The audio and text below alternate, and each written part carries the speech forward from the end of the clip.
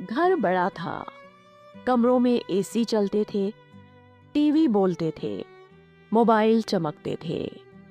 बस एक आवाज थी जो अक्सर अनसुनी रह जाती थी, अम्मा की। अम्मा सुबह से शाम तक हर किसी का चेहरा ताकती रहती। कभी बेटे से कहती, बेटा जरा सुन तो जवाब आता, अम्मा अभी मीटिंग में हूँ। बहू से कहती, बहू घुटनों में बहुत दर्द है। बहू कहती, मम्मी जी अभी किटी के लिए लेट हो रहा है, बाद में आती हूँ। पोते को बुलाती, मुन्ना 2 मिनट बैठ जा।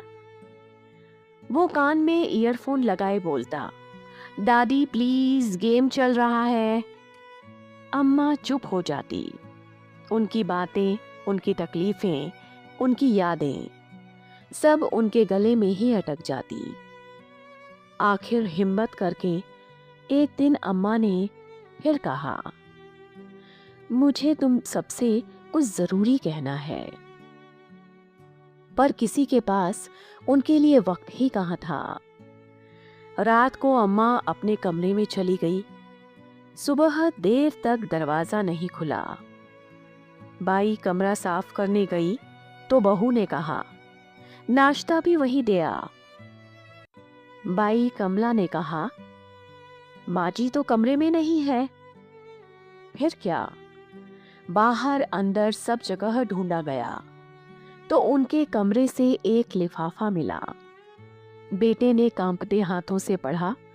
उसमें लिखा था, मैं मर नहीं रही, बस इस घर से जा रही हूं, क्योंकि यहां मेरी सांसों के लिए तो जगह है, मेरी बातों के लिए नहीं।